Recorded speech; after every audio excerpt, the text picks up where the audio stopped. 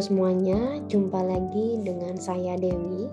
Kali ini saya akan membahas mengenai service marketing, khususnya tentang bagaimana sih kita mendesain service processes. Nah, di dalam video kali ini ada 3 hal yang akan saya bahas. Yang pertama terkait dengan bagaimana kita membedakan apa itu service experience dan apa itu service process. Dan yang kedua, saya akan menjelaskan terkait dengan apa itu flowchart dan apa itu blueprint. Perbedaannya dan bagaimana. Yang ketiga adalah proses membuat blueprint itu sendiri.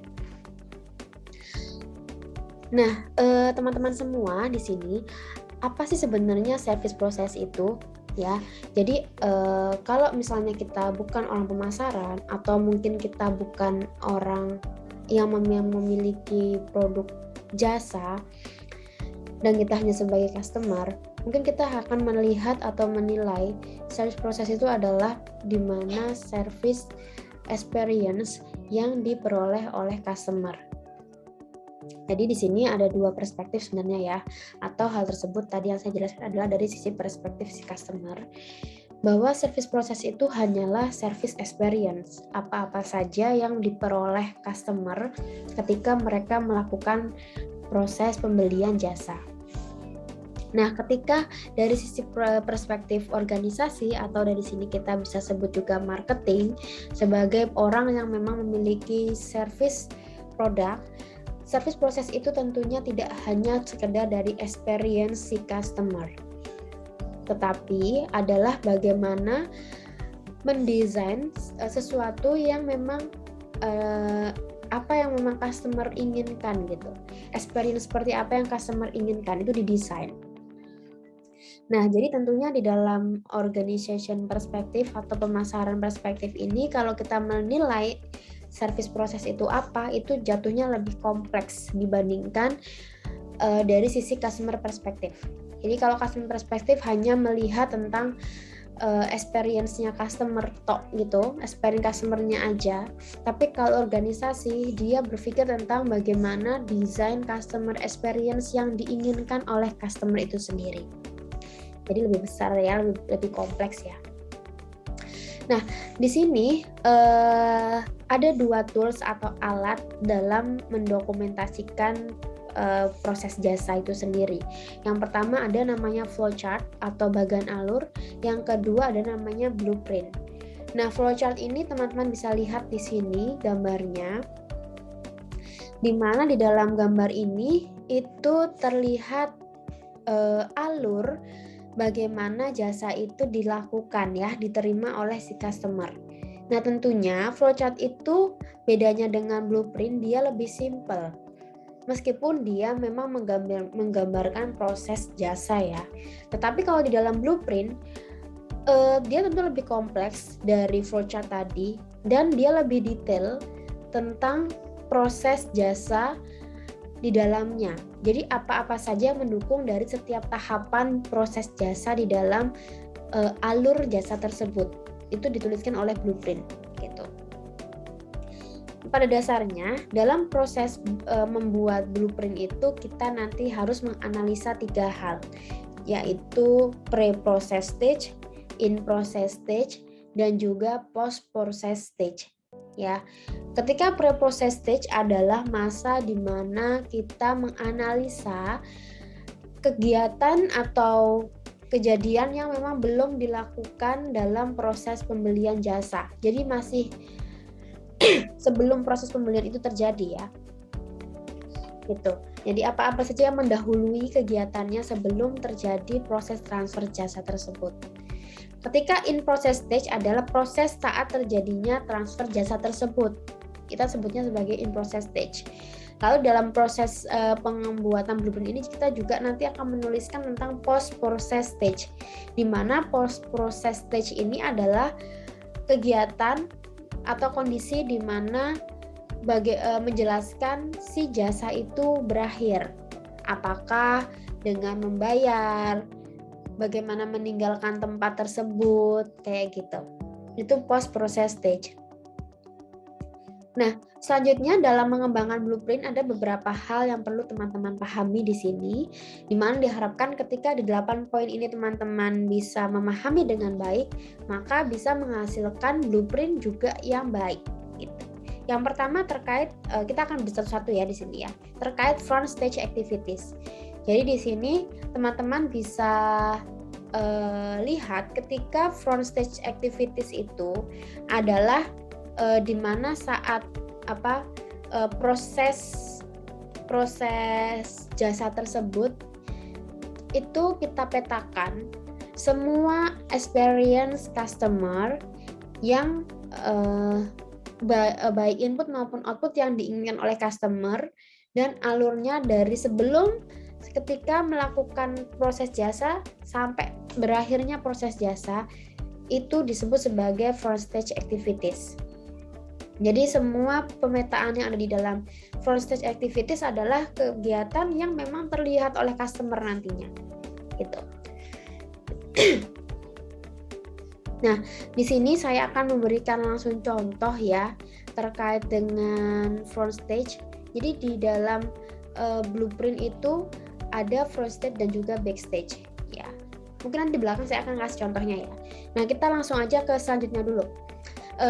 Selanjutnya itu ada physical evidence of front stage activities. Jadi di sini customer bisa melihat dan menilai hal-hal apa saja yang memang jadi concern mereka terlihat di dalam proses front stage tadi. Yang mana hati-hati apa-apa saja yang dilihat oleh customer ini nantinya bisa disimpulkan oleh customer tentang bagaimana si service tersebut membuat puas atau tidak gitu. Nah, selanjutnya ada line of visibility. Ini adalah karakter utama dari blueprint sebenarnya. Kenapa? Karena line of visibility itu benar-benar nanti akan membedakan experience di front stage dan juga activities di dalam backstage atau yang customer tidak bisa melihat gitu. Kalau di dalam flowchart tadi itu pasti kita tidak akan temukan line of visibility ya karena mereka hanya satu arah gitu, satu proses aja. Tapi dalam blueprint nanti kita bisa menggambarkan mana saja yang terlihat dan mana saja yang nggak terlihat oleh si customer. Nah, kemudian selanjutnya ada backstage activities. Di dalam backstage activities tadi itu kebalikannya front stage tentunya ya. Kalau backstage activities adalah kegiatan yang memang tidak dilihat langsung oleh customer, tapi kegiatan-kegiatan ini tentunya akan sangat mendukung kegiatan front stage step tadi. Selanjutnya ada support processes and supplies, di mana dalam proses blueprint itu dalam backstage kita pasti ada namanya proses supporting ya. Apa-apa saja yang bisa mendukung proses dari backstage ini berjalan dengan lancar. Nah, biasanya ciri-cirinya dari support processes itu ya information system. Gitu. Orang tidak akan jalan melayani seseorang lainnya atau pelanggan ketika information sistemnya tidak baik. Gitu. Nah, selanjutnya perlu dipahami dari service blueprint itu, teman-teman nanti harus paham potensial fail points. Potensial fail point adalah kondisi atau keadaan-keadaan yang mana bisa jadi berpotensi adanya kesalahan dalam pelayanan, yang mana tentunya itu sangat beresiko terkait dengan kepuasan konsumen terhadap jasa tersebut gitu. Nah, ini digambarkan nih sama blueprint. Kalau flowchart tadi dia tidak akan menggambarkan mana-mana saja yang kemungkinan akan terjadi fail. Selain fail, di dalam blueprint juga menggambarkan waiting point ya. Jadi customer itu harus kita analisa mana saja tempat atau waktu atau kondisi yang mereka mungkin melakukan waktu tunggu di situ. Kenapa ini penting? Pinpoint ya kita sebutnya. Karena ketika proses menunggu itu terlalu lama, tentunya nanti juga akan sama. Dia akan mempengaruhi proses satisfying si customer terhadap jasa yang mereka beli gitu. Jadi harus ditandain di situ.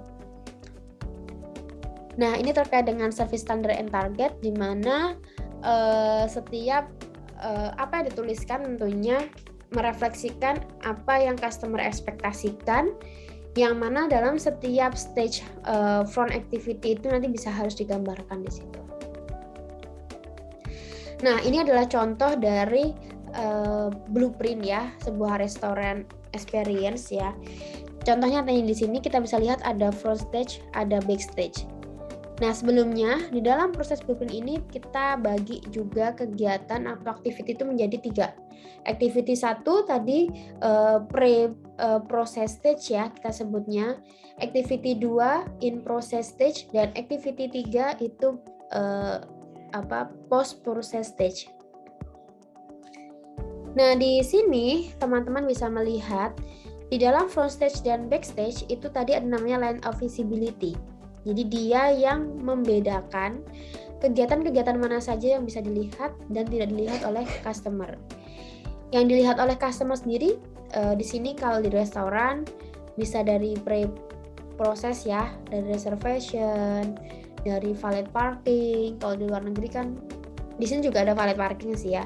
Ada cold room, ya mungkin kalau di sini nggak familiar ya cold room itu. Sampai proses action 2 itu order food and wine, kemudian wine service-nya, kemudian masuk ke food service-nya, waktu makan, waktu bayar, gitu. Waktu-waktu mereka ngambil code-nya lagi, sampai mereka dapat mobil yang mereka parkingkan tadi. Itu semua adalah front stage. Nah, teman-teman harus memutuskan tuh nanti activity 1-3-nya apa aja. Kemudian dianalisa di situ tentunya ya. Mana-mana saja kegiatan yang akan mungkin terjadi waiting, ditandain dengan seperti ini tandanya. Mana-mana akan menjadi fail, mana-mana yang kemungkinan dia itu akan bisa fail dan bisa membuat si customer tidak satisfied. Gitu. Kemudian di sini teman-teman bisa lihat support prosesnya ya. Di sini dari sisi information system ya, bagaimana terkait dengan maintaining dan lain sebagainya. Kemudian physical evidence juga ditulis ya dari setiap tahapan itu. Misalnya make reservation, apa sih yang dibutuhkan?